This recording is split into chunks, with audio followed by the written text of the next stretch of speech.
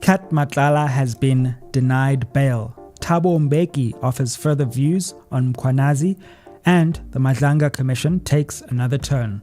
What does it all mean? Stick around, fam, and let's once again find out.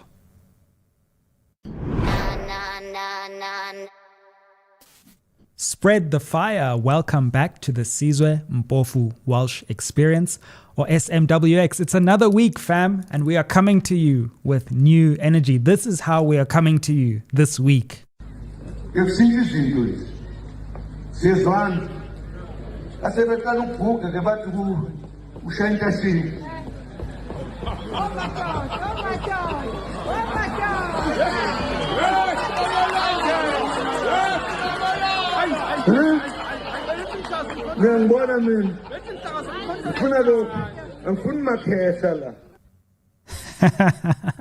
That's us this week, fam. I hope you're having a good Monday. The best part of that clip is the person in the background saying, "Where my daughter? Where my daughter?"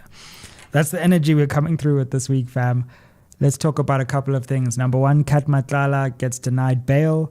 Thabo Mbeki offers new thoughts on Mkhwanazi and what he would have done in this situation as president. We also had, of course, the Madlanga Commission.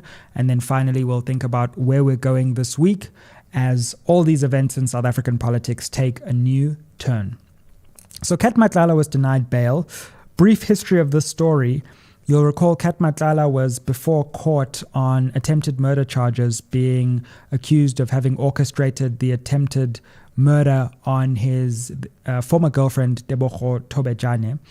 Now, Matlala was denied bail in the magistrate's court, but he appealed this, or took this to a higher court to reconsider it, and he took this to the High Court. Then straight after that, the High Court has released its judgment today, and Matlala was again denied bail, or in other words, that court agreed with the magistrate's court that he shouldn't be allowed bail. Now, bail is, of course, an interesting topic because being denied bail means that it would be, as courts say, against the interests of justice for you to be released before your trial begins. So there are a number of reasons why you would be denied bail, and they relate largely to, number one, the safety of the public and witnesses. So it would be a question of, is the public safe? And is there tangible evidence that the public may be endangered by your release? Or would witnesses who may be giving evidence in the trial be tampered with? Then there are questions around whether you would abscond, whether you would be what's called a flight risk, or basically whether you would run away so that the state can't bring you back for trial. And then there is a further question about whether you would interfere with the justice system, whether you would tamper with police investigations, the prosecutorial system, or even the corrections system. Now, it would seem to me that on some of the evidence we've heard so far, based on previous cases linked to some of these accused, that pretty much all of these conditions would seem to be met.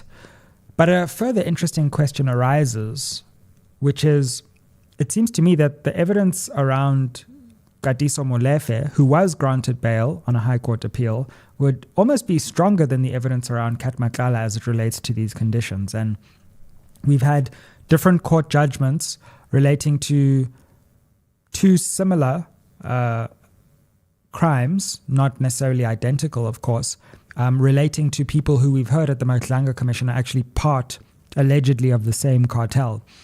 And of course, courts always come to different decisions on different issues. That doesn't, on its face, say that there's some kind of conspiracy in the criminal justice system.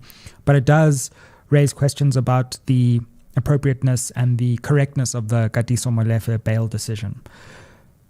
In any case, Matlala was denied bail, so he will be held until his trial starts. There are further procedures, I believe. I believe you can even go to the SCA on appeal, but it gets harder and harder to prove that case as courts, of course, higher and higher up the chain deny that bail.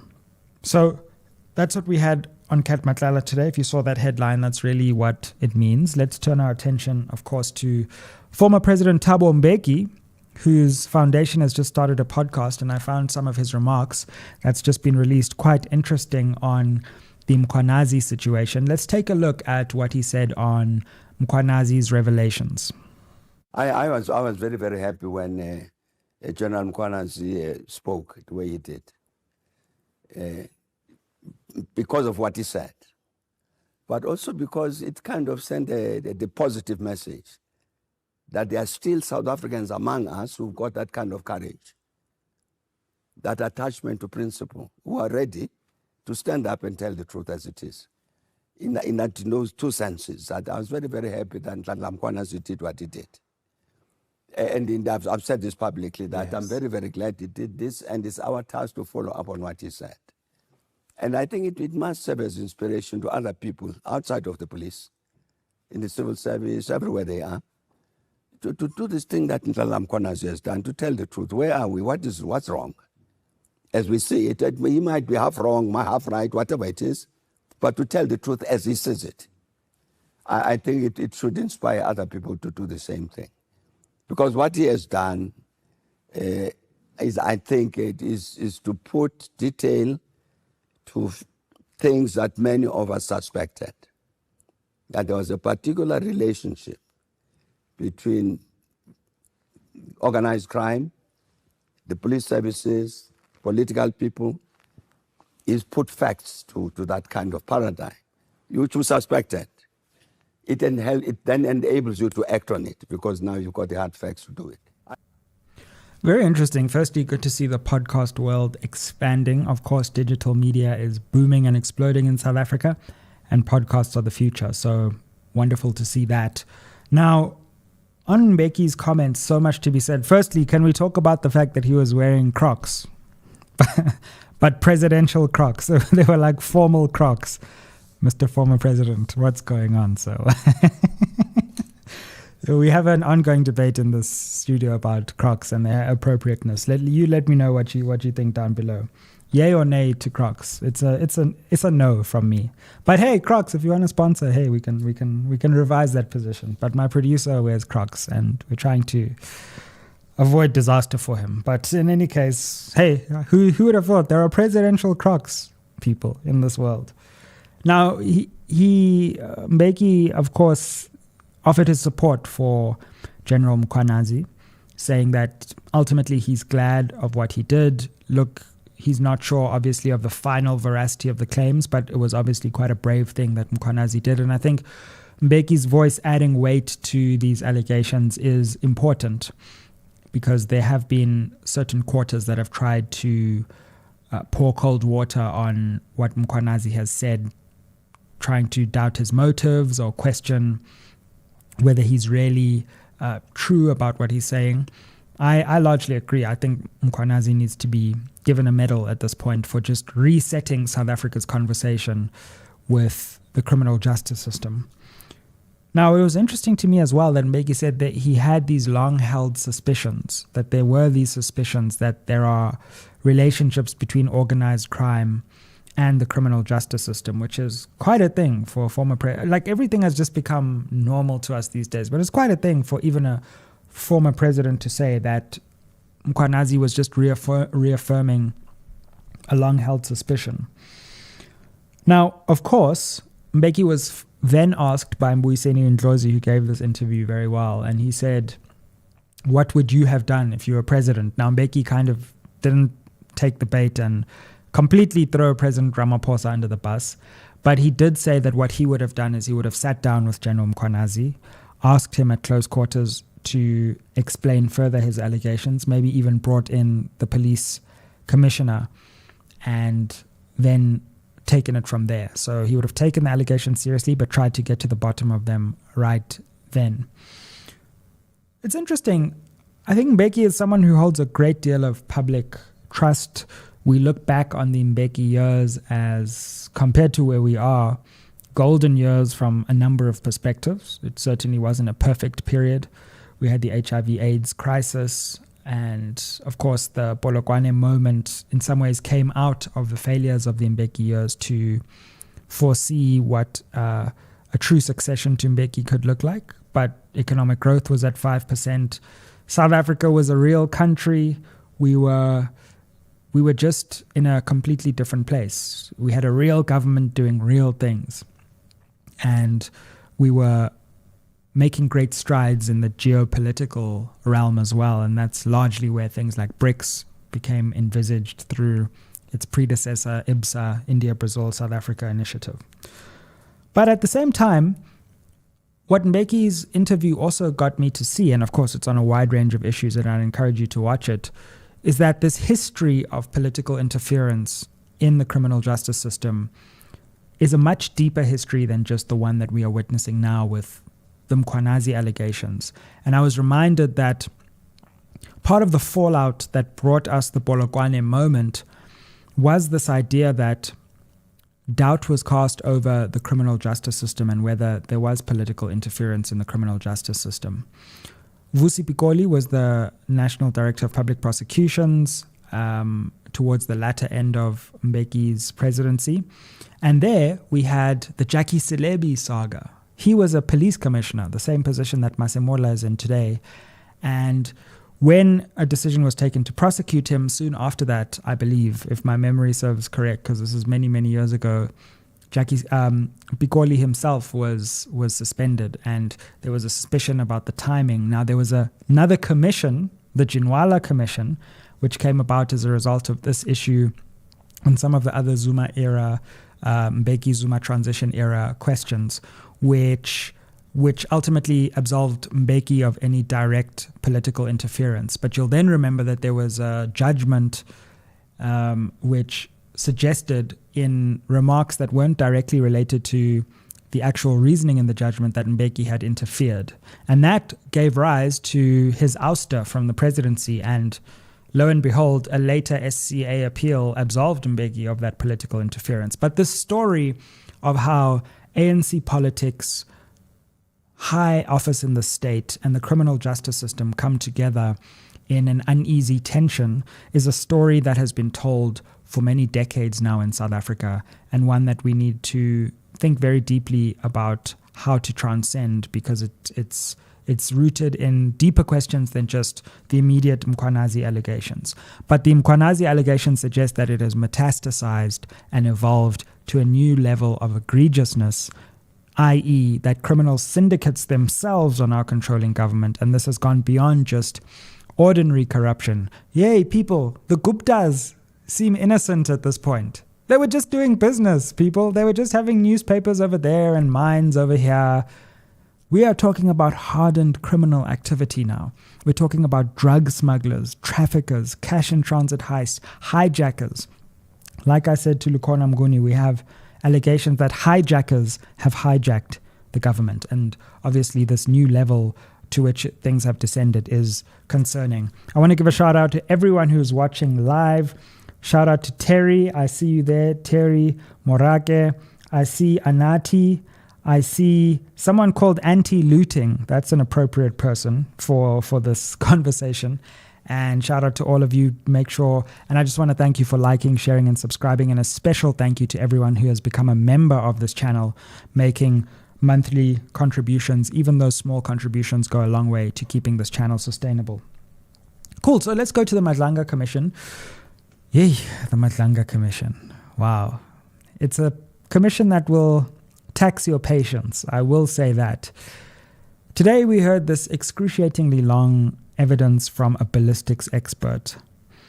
And in sum, the total of this evidence was just, it seemed very strange that there were these ballistics reports that were linked to some of these murders in which the criminal syndicate is apparently involved. These ballistics reports just had inexplicable errors that were designed to exonerate or put the criminal justice system off the trail of finding the syndicate. And this is important, right? Because if someone gets shot, there's a gun, there's a bullet. If the gun gets found and the bullet gets found, you can trace the gun, the bullet, see if it's been used in other murders. And police have very sophisticated techniques for being able to find who pulled the trigger if they can find cartridges or bullets. But if the person doing that report makes a mistake and puts the wrong serial number of the gun or doesn't link the bullet to the gun, then the court doesn't have the evidence it needs to convict the actual person. And effectively, all of today was just about interviewing the ballistics expert as to why some of these mistakes were made. The ballistics expert seems to believe that these were good faith errors, whereas the evidence leaders were asking questions like, why were so many mistakes on this report made that would have affected the way that the chain of evidence could be linked to the ultimate perpetrators of the crime? And this is linked to Witness A and Witness B, who said they were the investigating officers and they had to wait months and months for these ballistics reports, which ultimately ended up compromising some of the cases against the accused. Now, all of this is great and it adds further weight. I mean, the people who said there was no evidence, we are getting into such minute detail in the evidence. It's almost like there's too much evidence at this point. And I do worry a bit that the Madlanga Commission is focusing too much on the details and getting bogged down in these rabbit holes.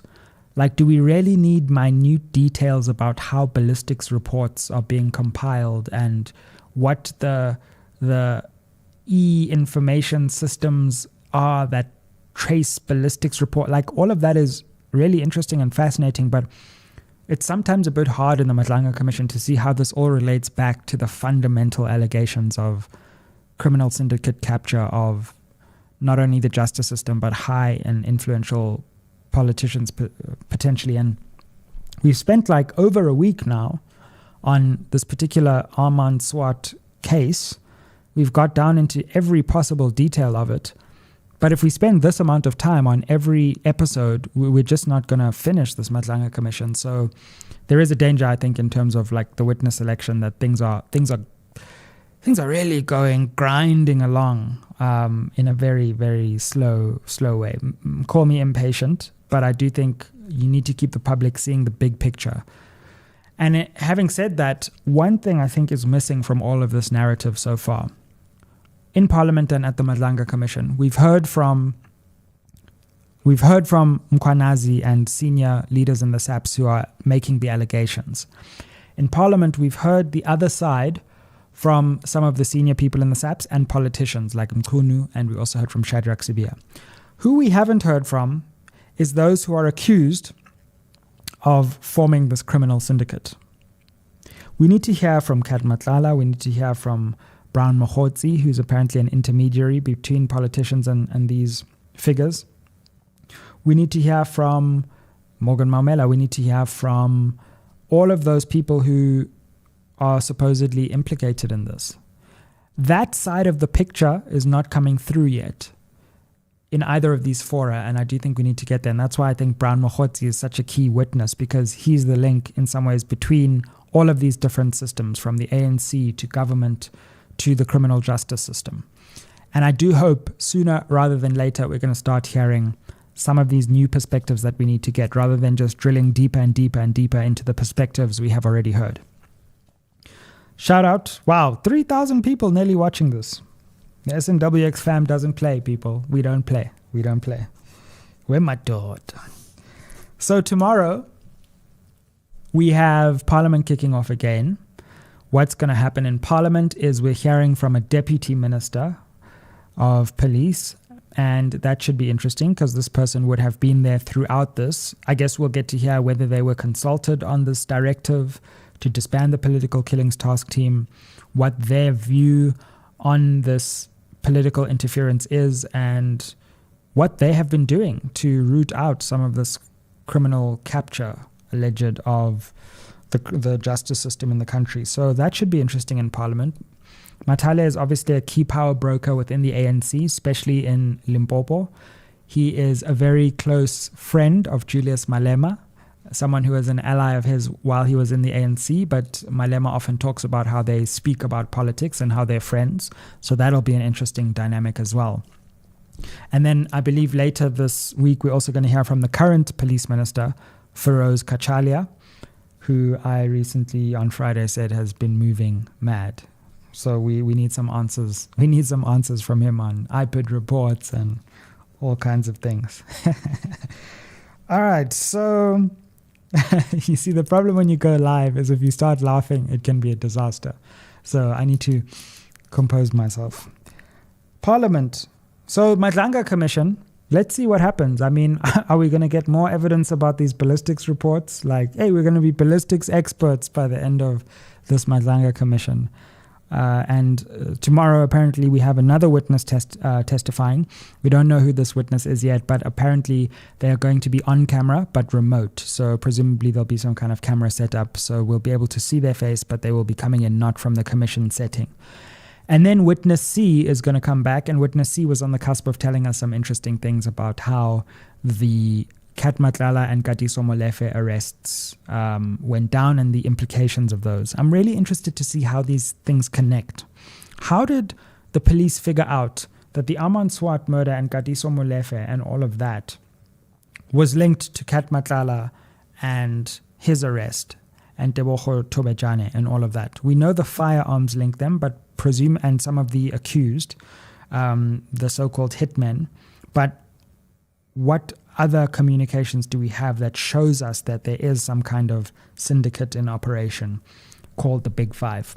So that's what's coming up this week. Fam, we'll be right there every step of the way with you. This is the national dialogue. Let's be honest, people. This is where we really have the national dialogue, in these comments, as we watch together, as I try to help you make sense of this.